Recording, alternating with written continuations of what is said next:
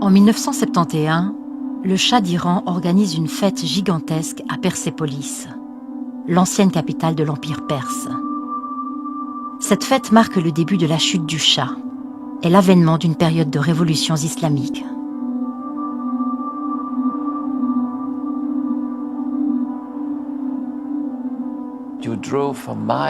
On a roulé des kilomètres dans le désert et tout d'un coup, on a aperçu une forêt de colonnes qui s'élevait très haut dans le ciel.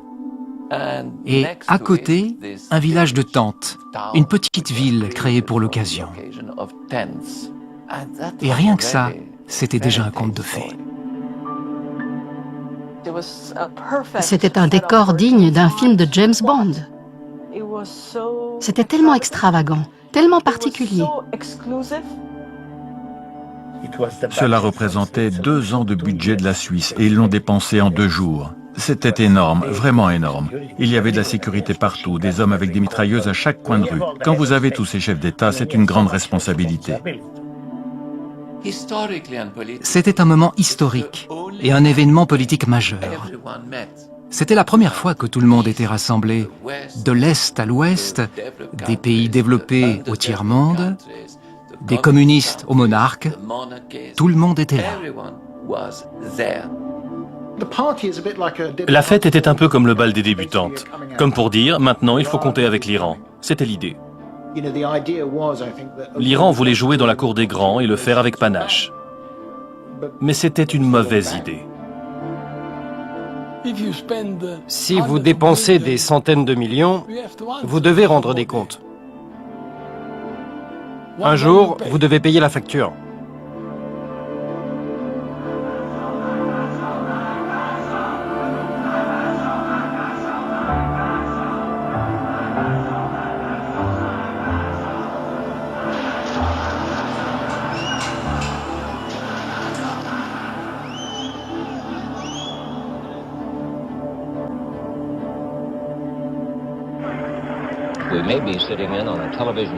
Nous assistons peut-être à une première à la télévision. Les chefs d'État sont sur le point d'arriver à Persépolis, en Iran, pour célébrer le 2500e anniversaire de la création de l'Empire perse. Notre hôte est Sa Majesté impériale Shahanshah, ce qui veut dire le roi des rois. Shahanshah d'Iran, Mohammad Reza. Il est le Shah depuis 1941. Il est l'un des hommes les plus riches au monde. Ce pays est une monarchie constitutionnelle. Le Shah a tous les pouvoirs. Il nomme le Premier ministre, il peut dissoudre le Parlement, il contrôle l'armée, il peut déclarer une guerre, il peut conclure des traités, il contrôle la presse, peu de critiques sont autorisées et sa parole est loi. J'ai la conviction que j'ai un devoir à accomplir. Je crois en Dieu. C'est pourquoi je pense avoir une mission divine.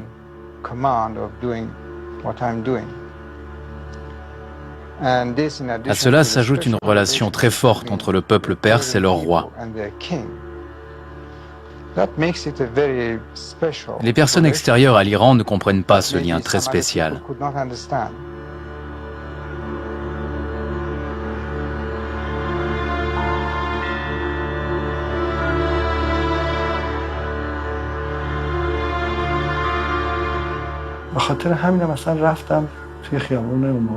En 1967, le Shah s'est couronné lui-même. Je me suis rendu à la rue Shah Reza pour voir le carrosse royal. Je me souviens que la reine avait l'air très fatiguée à côté du Shah.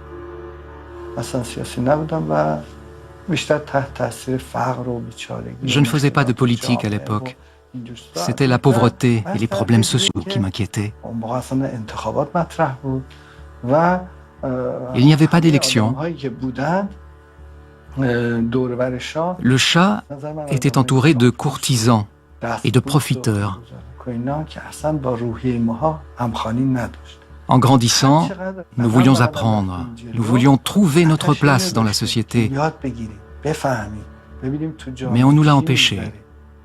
Même lire un livre devenait difficile. Si on nous trouvait avec un ouvrage interdit, on était battu à mort, et si la personne était faible, elle avouait.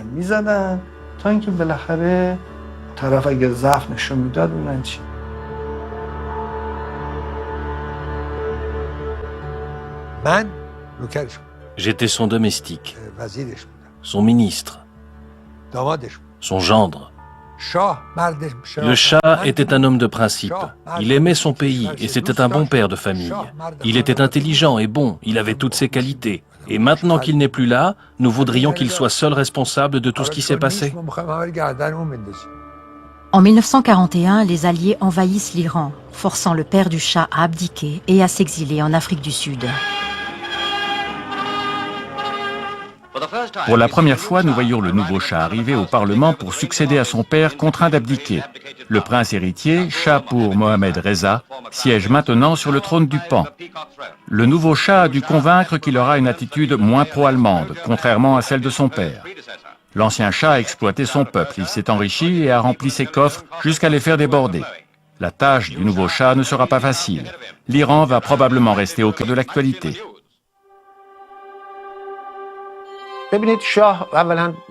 Lorsque son père a abdiqué, le jeune Shah était choqué. Et quand son père a quitté l'Iran, il lui a dit « Prends-moi avec toi ». Il était très affecté. Il n'avait aucune idée de ce qu'était la royauté. Et il n'avait pas le caractère de son père. Son père était un militaire qui avait pris le pouvoir de force après un coup d'État. Le jeune Shah a fait ses études en Suisse. Il vivait dans un cocon. Il n'avait pas la personnalité de son père, mais il essayait de l'imiter.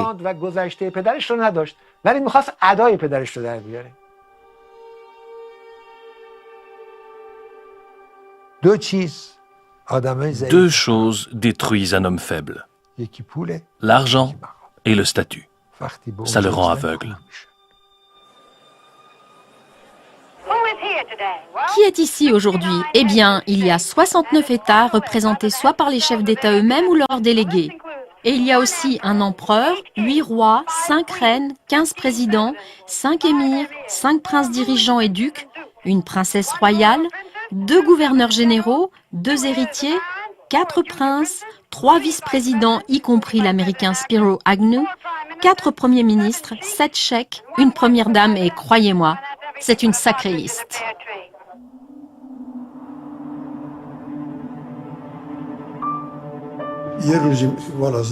Un jour, la sœur du Shah m'a appelé. Elle m'a dit que Sa Majesté avait décidé d'organiser une célébration royale l'année suivante. Elle voulait que je m'occupe de la fête et que je reste jusqu'à ce que le travail soit accompli.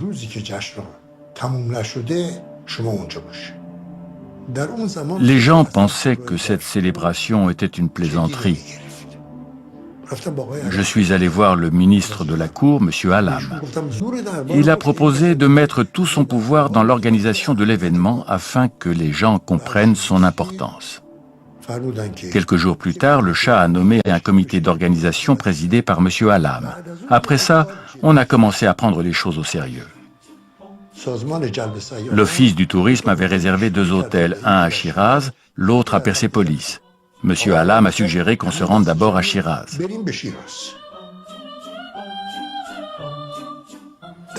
Les rues étaient sales, les bâtiments tombaient en ruine.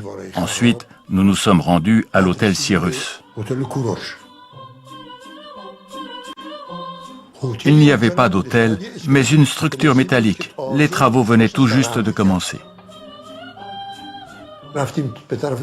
Nous avons ensuite rejoint Persépolis par une route remplie de nids de poules. Il n'y avait rien à l'époque à Persépolis. C'était complètement sauvage. Et à ce moment-là, on a réalisé qu'on avait un très sérieux problème.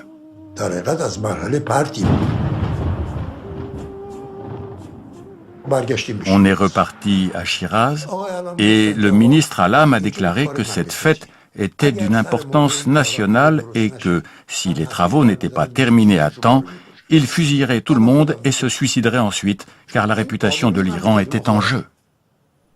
Quelques jours plus tard, j'ai évoqué un autre problème. Shiraz était infesté de serpents et de scorpions. On ne pouvait pas organiser une fête ici. Pour moi, il fallait tout annuler. Mais M. Hallam m'a dit que les invitations avaient déjà été envoyées, qu'on ne pouvait plus annuler. C'était trop tard. La fête allait avoir lieu. La première chose que nous devions faire, c'était de sécuriser cet endroit. Nous avons pulvérisé des produits sur 30 km² autour de Persépolis et rempli un camion entier de trucs visqueux.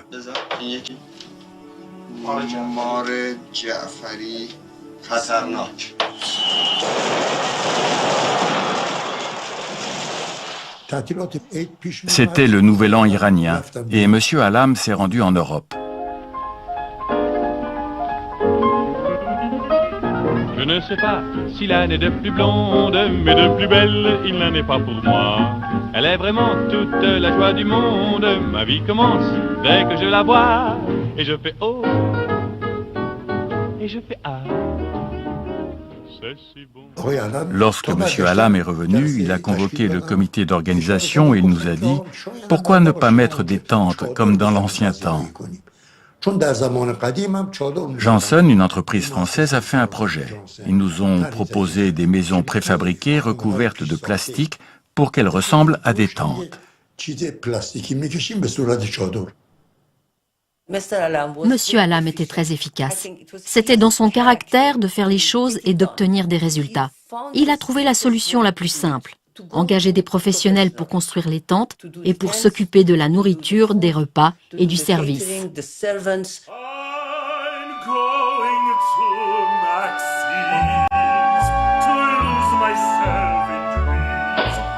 Maxime, à cette époque, était considéré dans l'une des meilleures tables. La direction, M. Vaudable, avait fait connaître Maxime vraiment dans le monde entier.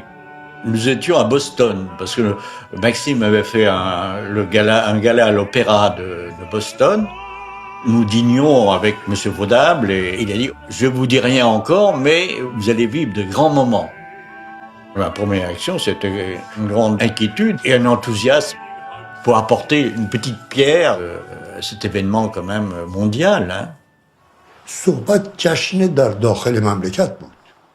C'était supposé être une cérémonie nationale.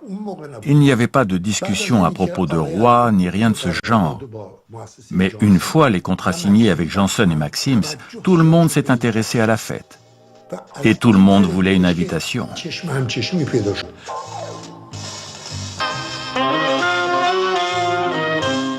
Sur un terrain d'aviation proche de Paris, viennent d'être montées 2 tentes géantes. Ces tentes sont destinées au camp qui va être dressé à Persépolis pour la célébration du 2500e anniversaire de la fondation de l'Empire de Perse par Cyrus le Grand. Cyrus le Grand a une grande valeur politique et religieuse. Il est évidemment cité dans le Coran, il l'est aussi dans la Bible, les Grecs l'adorent et les Perses ont beaucoup d'estime pour lui. Il est l'un des rares à avoir une tombe qui n'a jamais été détruite, à aucun moment de l'histoire. C'est une figure historique qui plaît à toutes les factions politiques. C'est un humaniste, un dirigeant éclairé, il a émancipé et libéré les Juifs, il aime les minorités, il traitait les gens avec dignité. Cyrus est devenu une sorte de page blanche sur laquelle le Shah pouvait inscrire ses propres ambitions et ainsi profiter de son aura. Il est le premier à avoir instauré la justice et une déclaration des droits de l'homme. Nous en avons une copie. En fait, vous avez l'original dans votre musée. Vous nous l'avez pris. Si seulement ces valeurs avaient été suivies. Avec le règne du Shah, l'oppression empirait. C'était tout le contraire des valeurs de Cyrus.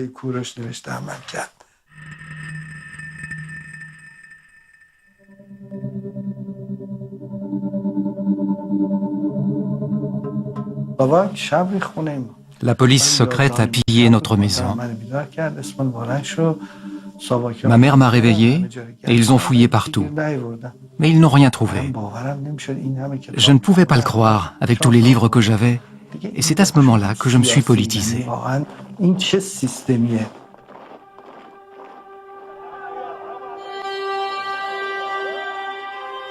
En 1963, des émeutes éclatent lorsque le Shah instaure la Révolution blanche. Parmi les réformes, la redistribution des terres aux paysans et des droits pour les femmes.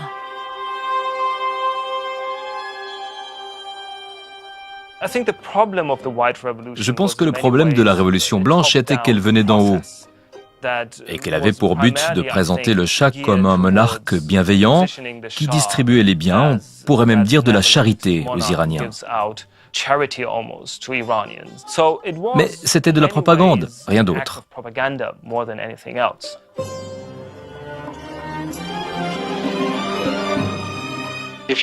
Si vous êtes déçu que votre pays dise au revoir à un système féodal, et si vous êtes malheureux que les femmes, qui représentent la moitié de la population, soient émancipées, je ne peux pas vous aider.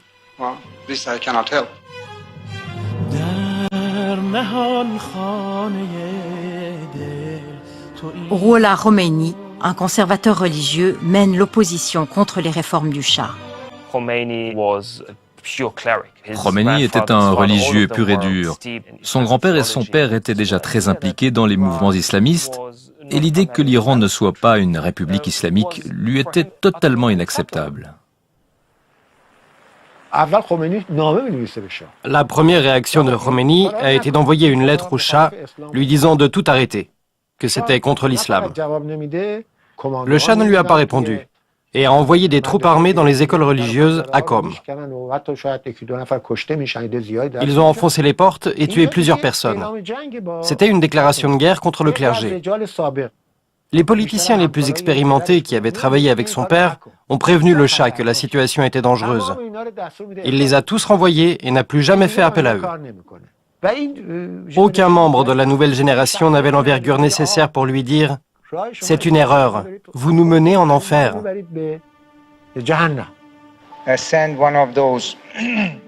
J'ai envoyé un de ces fanatiques religieux à l'étranger.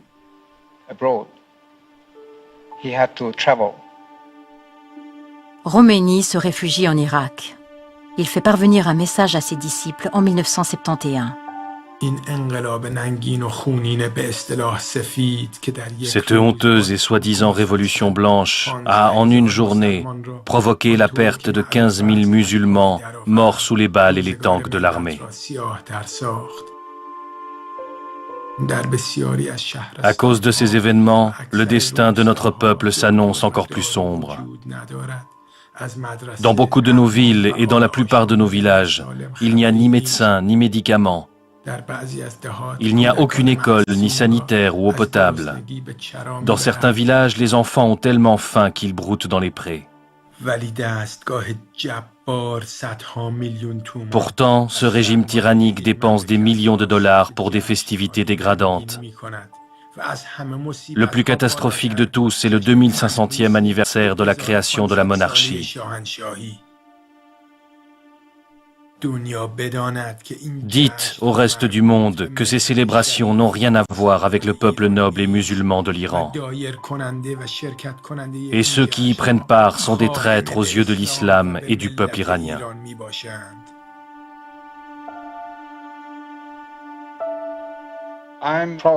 Je suis probablement plus religieux que ces personnes. C'est l'histoire de ma vie. Je suis un mystique, je suis religieux. Je crois en la vraie religion, la religion de Dieu, la religion de notre prophète, mais pas celle qui a été transformée par ceux qui en profitent et pour qui c'est devenu un emploi rentable.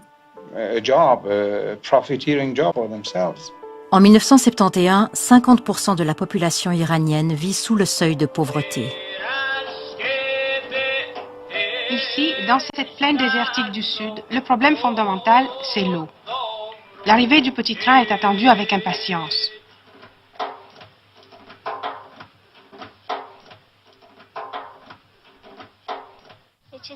Avez-vous déjà vu le Shah? Non, je ne l'ai jamais vu, mais j'aimerais le voir. C'est mon désir le plus cher. Qui est le Shah? Le Shah est un grand Dieu, c'est le Dieu du peuple. Quand nous prions pour le Shah. Nous l'aimons beaucoup.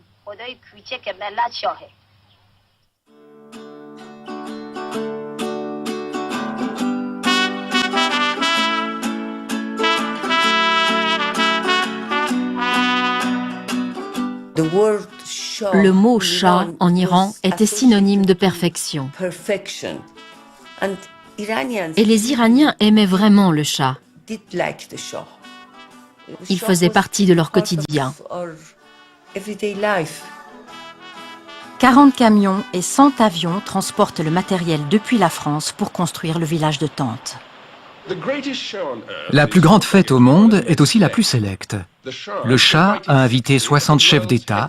Certains viennent de loin, de la Norvège, du Népal, du Lesotho ou encore du Liechtenstein, pour passer 3 jours dans ce village royal très particulier.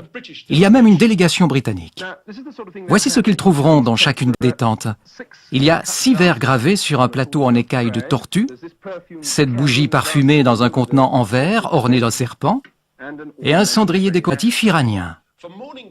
Pour le petit déjeuner, tout ce que la princesse Anne aura à faire, c'est secouer la petite cloche à côté de son lit, car sa femme de chambre dormira sur un lit pliable dans la cuisine. Une cuisine complètement équipée, comme tout le reste. Les tentes sont implantées avec beaucoup de goût, dans une forêt de jeunes arbres. 15 000 arbres ont été transportés par avion de Versailles, sans parler des 15 000 arbustes fleuris. Et dans la tente top secrète, il y a toute la nourriture pour les banquets. 4 tonnes qui viennent également de Paris. Est-ce que vous êtes heureuse finalement de ces fêtes, avant qu'elles ne commencent en tout cas? C'est un peu comme le couronnement quand on me pensait, on a tellement de choses à faire, une tellement grande responsabilité pour vraiment toute... on est en train de montrer, on est en train de célébrer 2500 ans de culture et d'histoire d'un pays. De voir que tout aille bien et il faut voir tous les petits détails. C'est surtout, on est tellement occupé, on travaille, on n'a pas le temps. C'est après qu'on va peut-être penser qu'est-ce que c'était et comment on s'est senti. Maintenant, c'est le travail. J'ai travaillé 8 saisons au Palace à Saint-Moritz. Le Palace m'a appelé pour me dire que le Shah organisait une grande fête et qu'ils partaient tous pour Persépolis. J'ai pris le train depuis ma vallée grisonne, je me suis acheté un morceau de saucisson suisse et un bout de pain. Mes amis sont tous allés à Téhéran quelques jours avant la fête. Ils sont descendus au Hilton et ont mangé du caviar et bu du champagne.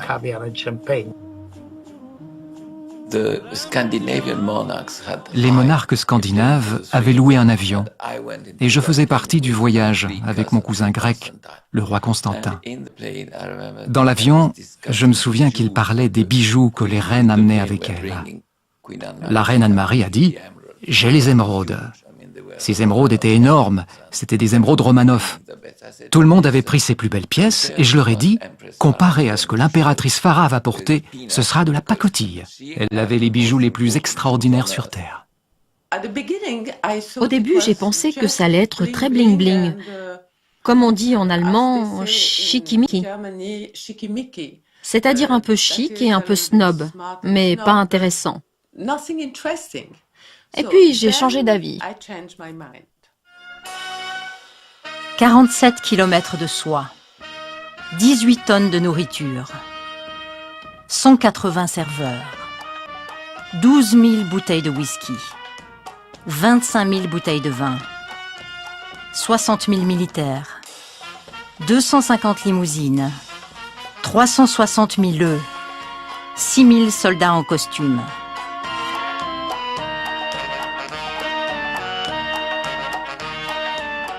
Les arbres avaient été plantés en plein désert et je croyais qu'il s'agissait d'une légende parce qu'on a raconté aussi, et c'était vrai, qu'on a apporté plus de 50 000, je crois, enfin un nombre incroyable d'oiseaux pour qu'ils soient là et qu'en 3 jours ils sont morts puisqu'ils ne supportaient pas le climat.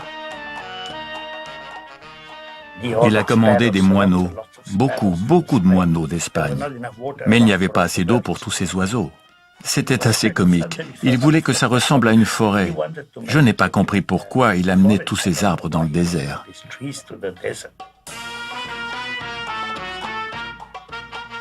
Ils ont créé un golf avec des banquières, des greens, des vallons, et c'était extraordinaire.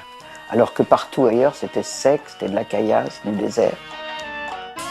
On avait du mal à imaginer qu'on pouvait installer une telle cuisine, pâtisserie, chambre froide. J'avais été vraiment très surpris.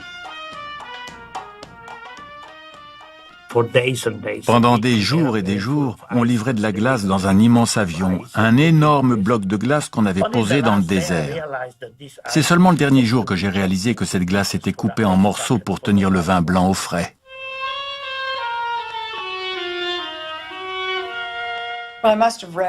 J'ai dû lire quelque chose sur cette fête, et comme je couvrais les événements mondains, et que ça allait être la fête du siècle, j'ai décidé d'y aller.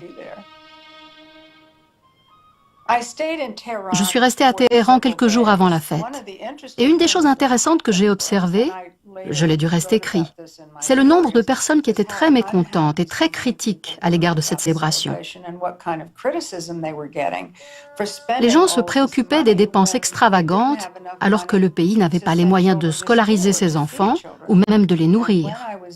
Et lorsque j'étais à Téhéran, j'ai pu rencontrer des dissidents et assister à une réunion clandestine. On m'a bandé les yeux pour y aller. J'étais dans une pièce où il n'y avait que des hommes. Ils étaient très en colère à l'encontre du Shah. Ils disaient que c'était un gouvernement fantoche, que le père du Shah était un paysan, qu'il n'était pas un empereur, et qu'il dépensait des millions de dollars pour ses festivités alors qu'il n'avait pas d'argent.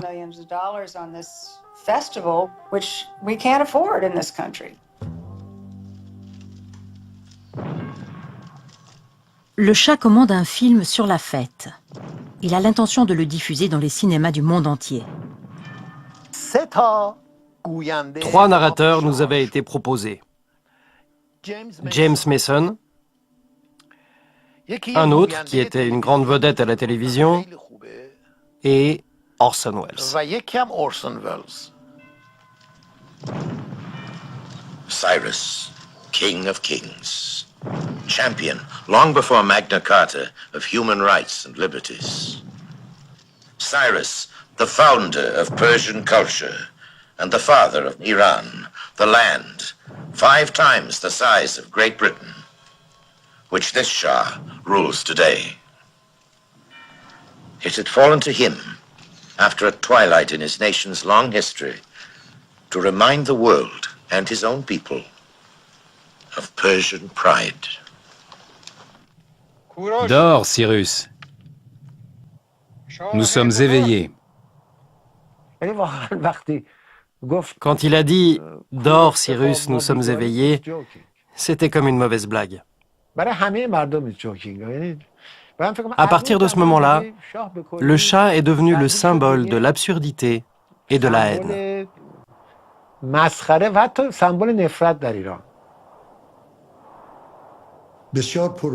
Même après toutes ces années, vous pouvez entendre combien ce discours était magnifique. L'opposition s'est focalisée sur une seule phrase. Cyrus dort paisiblement, nous sommes éveillés. Les gens se moquaient et disaient « Dors paisiblement, nous ruinons le pays. Dors paisiblement, nous dépensons tout l'argent du pétrole. Dors paisiblement, nous gaspillons toutes les richesses. » Ils étaient sans pitié.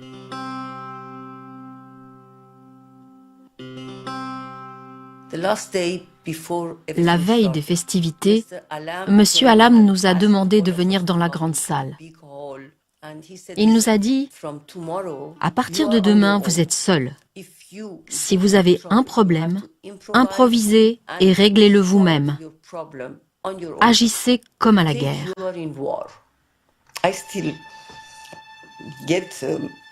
J'ai encore la chair de poule quand je pense à ce qu'il nous a dit.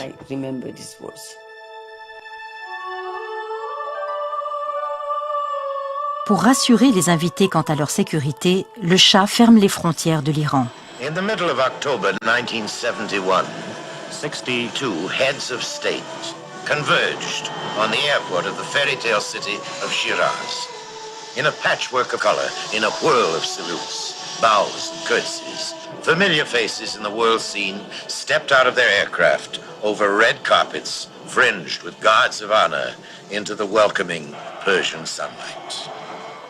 So began one of the most historic cultural gatherings the world has ever seen. La seule personne qui était assise au quartier général à Persépolis, c'était moi. Je n'arrivais pas à dormir. J'étais mort de peur parce que lorsqu'on organise quelque chose d'aussi grandiose, un tout petit incident peut se transformer en un immense scandale.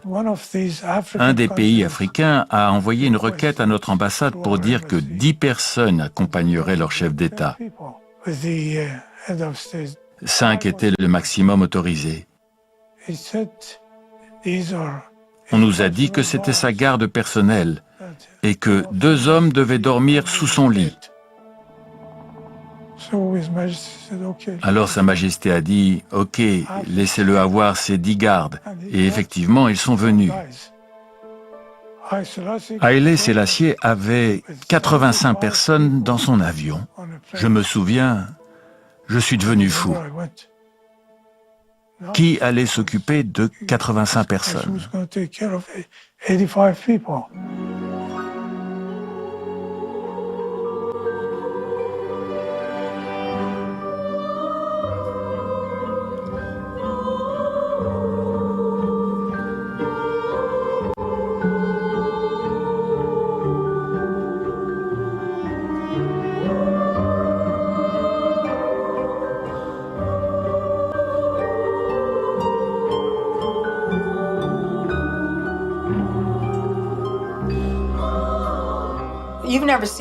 On n'avait jamais vu des tentes comme ça.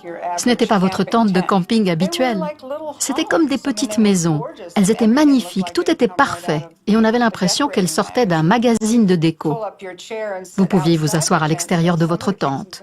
Des rois et des reines en profitaient pour ouvrir leurs tentes. On voyait le prince Philippe qui faisait des signes au roi du Danemark. Et quelqu'un d'autre les saluait, comme Grace Kelly et le prince Régnier. Tout le monde se disait « Bonjour, comment allez-vous? Ça fait plaisir de vous voir. » Ils s'arrêtaient pour discuter. On n'avait jamais vu ça avant. Et on ne le reverra jamais plus. Tout était de très bon goût, très raffiné. Ce n'était absolument pas nouveau riche. Il n'y avait pas de marbre ou d'or partout. C'était vraiment très bien fait. C'était des tentes fort belles, bien entendu, enfin très banales, et dans chaque tiroir, il y avait toujours, sauf votre respect, un Aquaseltzer et un Tampax, ce qui, quand même, réduisait les grands de ce monde à bien peu de choses.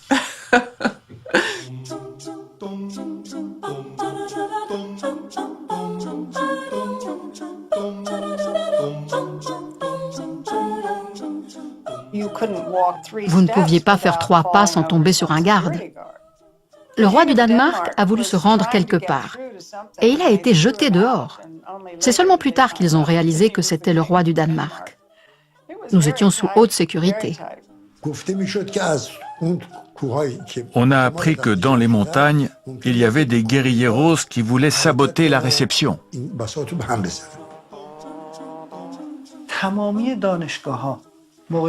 Toutes les universités avaient été fermées pendant la fête.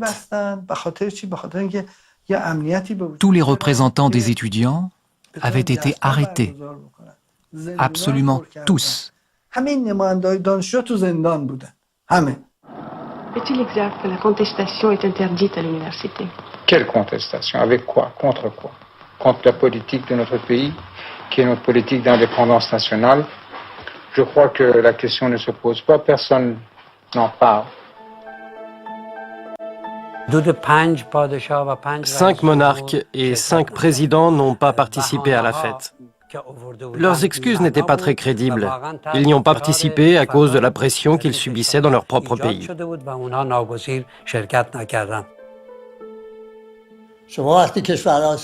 Lorsque vous réunissez tous ces chefs d'État, vous obtenez une certaine légitimité aux yeux du monde.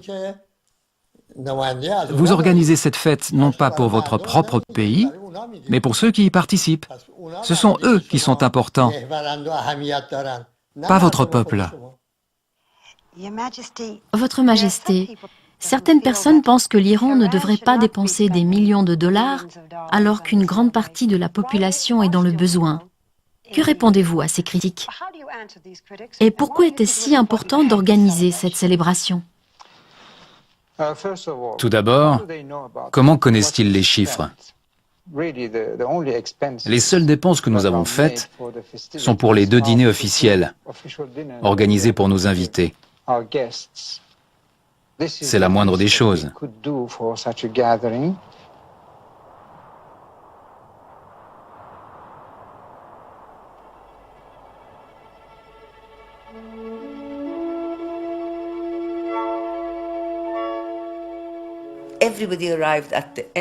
Tout le monde est arrivé devant l'entrée de cette grande tente à 20 heures. C'était plus que surréaliste, c'était incroyable. C'est le plus grand événement de ma vie.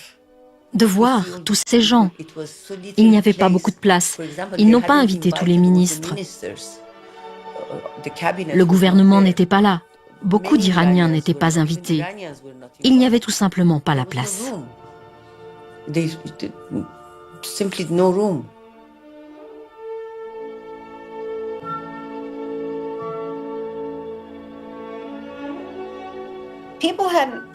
Ils n'avaient pas très bien planifié ce qu'ils allaient faire avec tous ces monarques.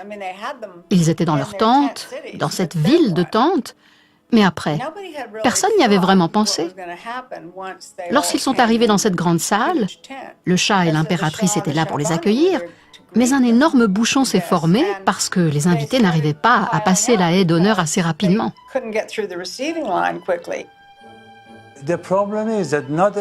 Le problème, c'est que beaucoup d'invités sont arrivés en retard et ils prenaient leur temps pour entrer. Alors, au bout d'un moment, il y a eu une longue file d'attente. Selon le protocole, les rois ont la priorité sur les autres car ils règnent à vie. Donc, ils devaient entrer en premier. Mais il y en avait tellement et il en arrivait encore. Alors on a créé deux files, une pour les monarques et une autre pour le commun des mortels, comme les présidents et les premiers ministres. C'était incroyable. Et tout d'un coup, arrive une tempête de sable. Tout le monde était décoiffé, les femmes devaient retenir leurs couronnes, les robes tourbillonnaient, les gens avaient de la poussière dans les yeux. Et ils poussaient pour entrer et ne pas rester dehors dans la tempête.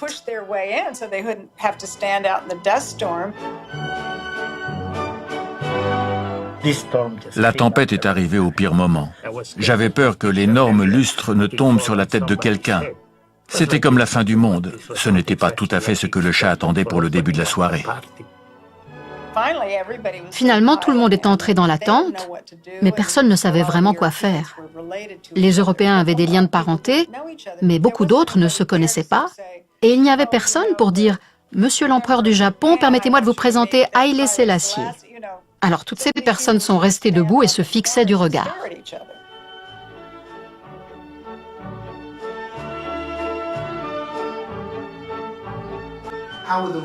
Comment est-ce que les monarques et les communistes... Formidablement. Les communistes et les monarques se sont très bien entendus, comme ça arrive souvent. Même si les Russes ont assassiné je ne sais pas combien de membres de la famille royale, mais tout ça c'est du passé.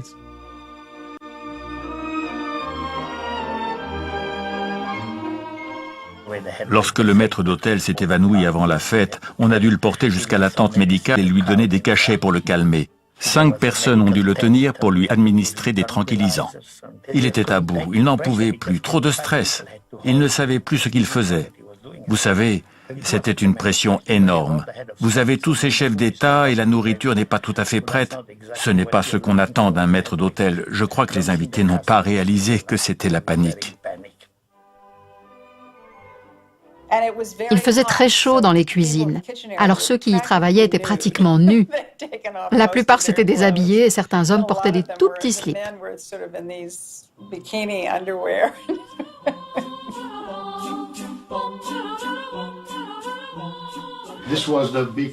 C'est le grand livre qui contient le menu.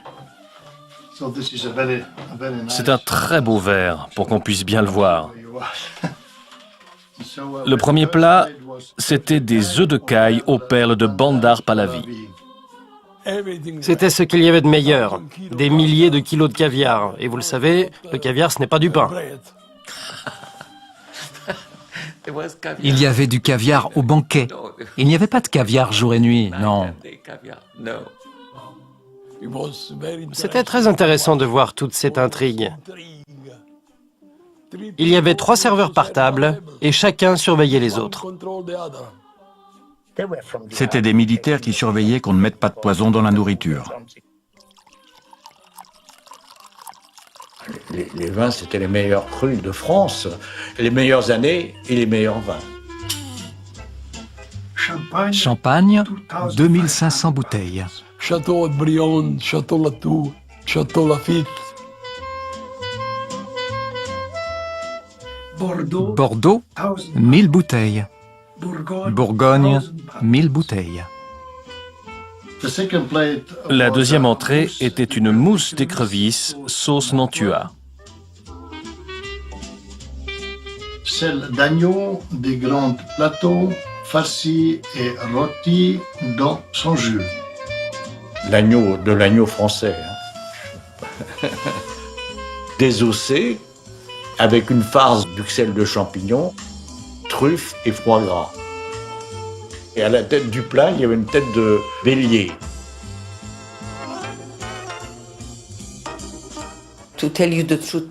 Pour être franche, je n'ai pratiquement rien mangé. J'étais trop occupée à regarder les gens autour de moi. La nappe faisait plus de 100 mètres de long et ce n'était qu'une seule pièce. Pao, à l'impérial, paraît entouré de sa cour. Du pan, mais qui mange du pan? Alors le pan, bien sûr, mais c'était que le décor, le pan. On a désossé, farci des petites cailles avec du foie gras, avec des truffes. Donc on a présenté les cailles avec au milieu le pan pour la beauté du plat, quoi.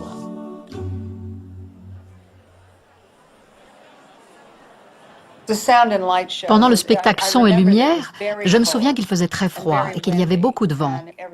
Tout le monde était très fatigué et n'avait qu'une envie, rentrer dans sa tente plutôt que de s'emmitoufler et de monter sur les collines pour regarder un spectacle Son et Lumière. Open the gates guarded by winged bulls with human heads. Quand tout a été terminé, les lumières ne se sont pas rallumées. Il faisait nuit noire. Ça a duré 3 minutes, mais 3 minutes c'est long. J'ai couru jusqu'à la salle de contrôle pour voir ce qui se passait. Le temps que j'y arrive, le feu d'artifice avait commencé. Ça a fait peur à tout le monde. Ils ont pensé que c'était une attaque terroriste. À San Francisco, une explosion a eu lieu pendant la nuit au consulat iranien. Un incendie s'est déclaré dans l'immeuble de 3 étages. Les dégâts sont considérables, mais on ne déplore aucune victime. De nombreux Iraniens à travers le pays sont descendus dans les rues pour manifester contre les festivités luxueuses organisées par le Shah pour le 2500e anniversaire de l'Iran. Un peu plus tard dans l'émission, nous serons en direct de Persépolis pour parler de ces célébrations.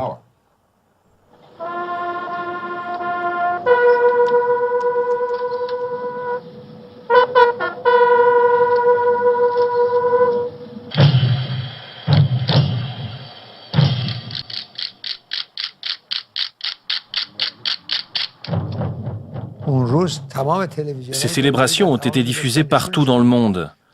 Vous imaginez combien on aurait dû payer pour avoir ce genre de publicité? Personne ne peut dire que ce n'était pas une bonne chose.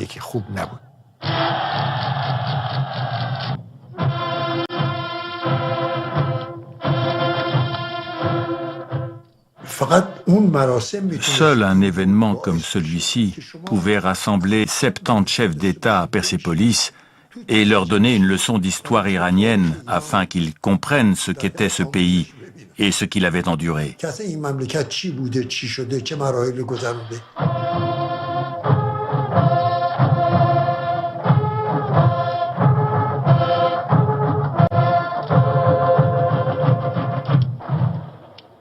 Lorsque les soldats sont arrivés et qu'ils ont frappé sur leurs tambours et soufflé dans leurs trompettes, c'était tellement élégant que tout le monde en est resté bouche bée.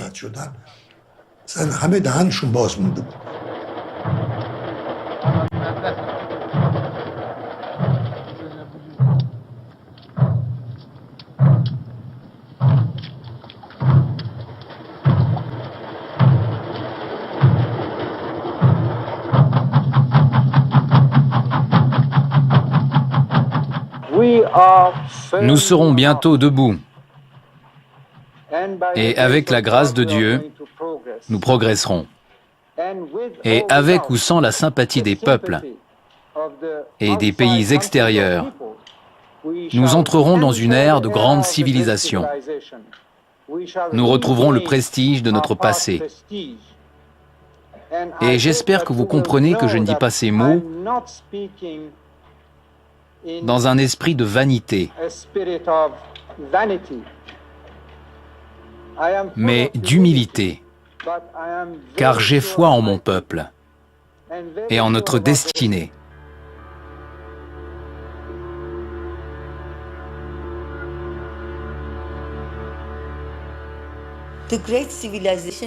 La grande civilisation dont il parle et à laquelle il a fait référence de nombreuses fois dans plusieurs discours et dans la presse, c'était pour nous donner un sentiment de fierté, pour nous aider à avancer vers la modernisation de l'Iran et pour nous donner une identité nationale.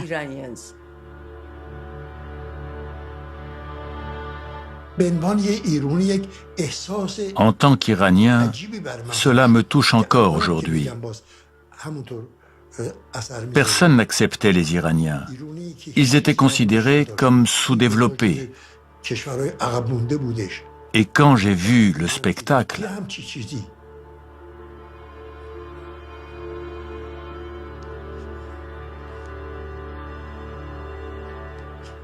ça m'a vraiment fait de l'effet.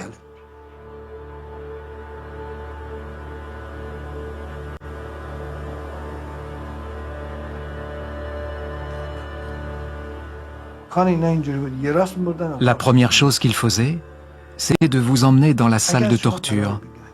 S'il trouvait quelque chose sur vous, comme un livre interdit, il vous frappait jusqu'à ce qu'ils obtiennent quelque chose. À son apogée, on estime à 2000 le nombre de prisonniers politiques et à 6000 les membres de la police secrète. Ce que je peux vous dire, c'est que nous sommes désormais suffisamment sophistiqués pour utiliser les mêmes méthodes que vous pour interroger les gens.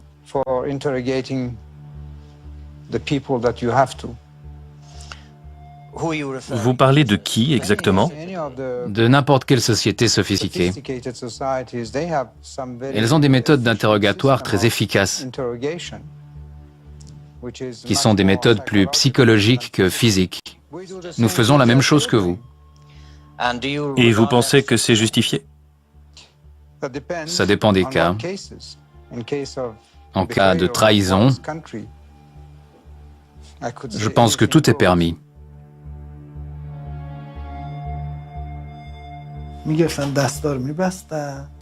Ils vous ligotaient les mains et les pieds. Ils avaient différents fouets qu'ils utilisaient de différentes manières. Ils prenaient les plus gros en premier, et lorsque vos pieds enflaient, ils en utilisaient un autre, plus fin. Si le fouet était trop gros, ils brisaient vos doigts de pied.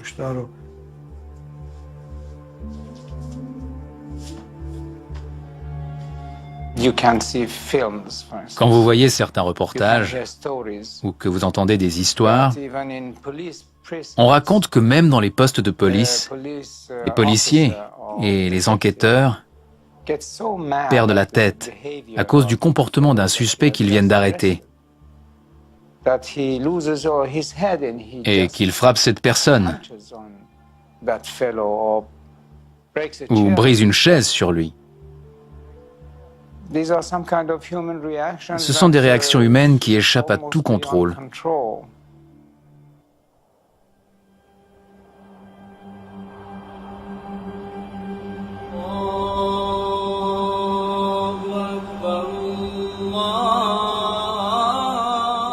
Le lendemain de la fête, les dignitaires se rendent à Téhéran.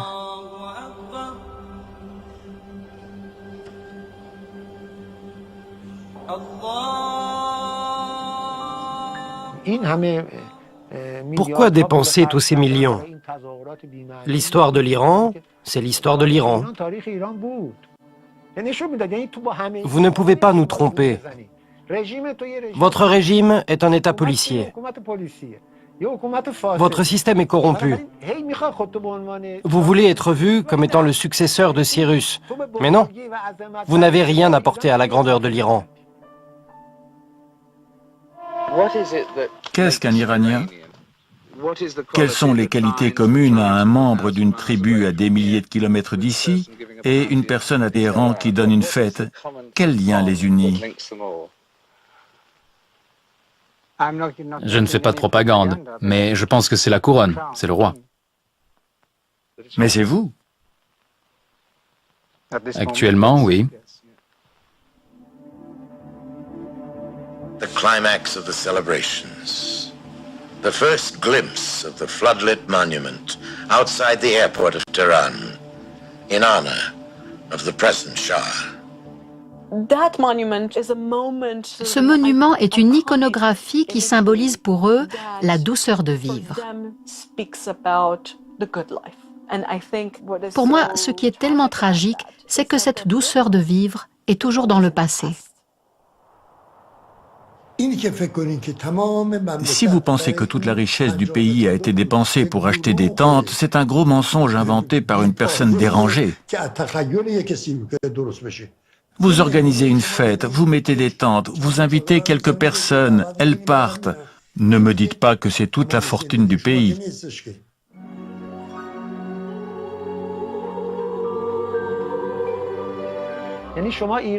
Ils ont construit une île au milieu de l'Iran.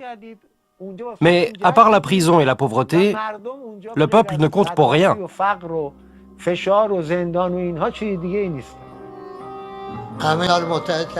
Il s'est mis tout le monde à dos. L'opposition était unanimement contre ces célébrations.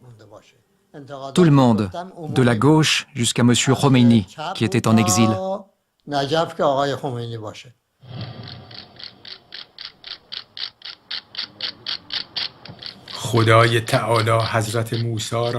Dieu Tout-Puissant a envoyé Moïse pour détruire le roi qui a blasphémé et qui s'est écarté du droit chemin.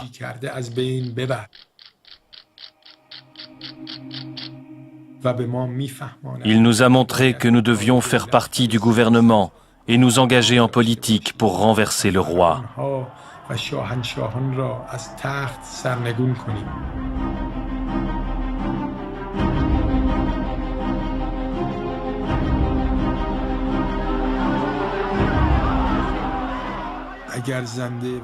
Si nous agissons, nous serons efficaces.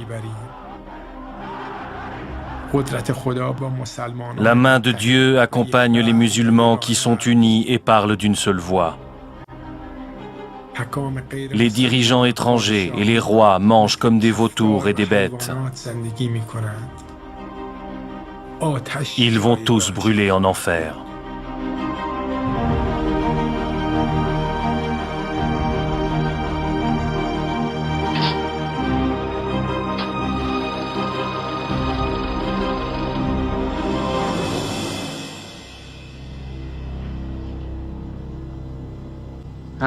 Lorsque vous êtes prêt.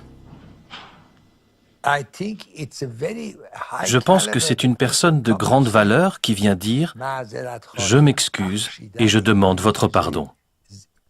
Ces mots sont très beaux. En tant que roi, je réitère mon serment aux Iraniens et je jure solennellement que les erreurs, la cruauté et la corruption du passé ne seront pas répétées. Nous aurions dû tous nous excuser. Du Premier ministre jusqu'à moi-même, son ministre. Il n'était pas le seul responsable.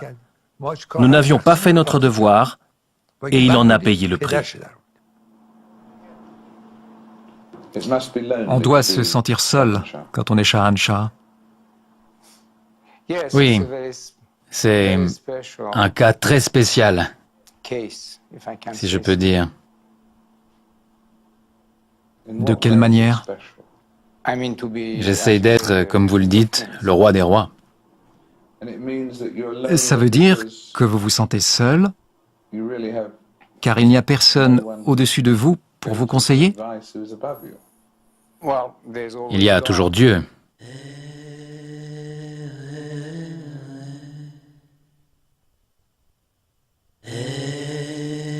En 1979, le Shah est forcé à quitter le pouvoir. Il quitte l'Iran pour ne jamais y retourner.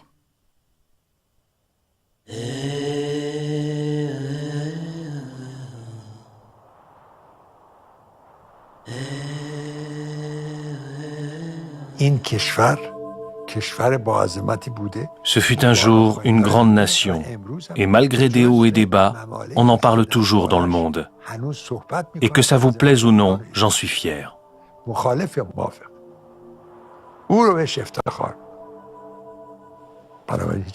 Non seulement je ne condamne pas cette grande fête, mais en plus j'en suis fier.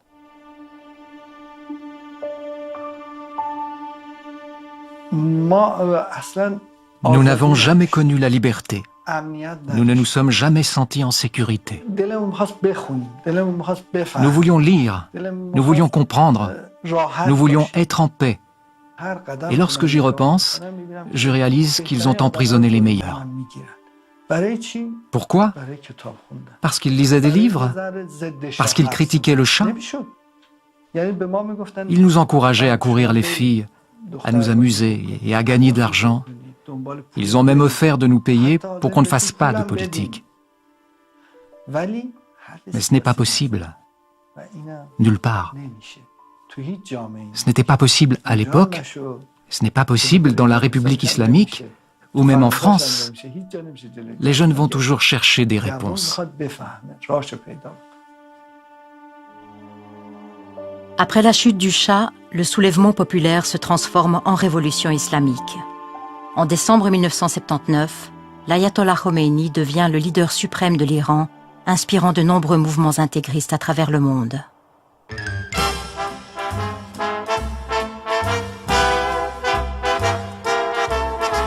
You are the one for me, for me, for me, formidable.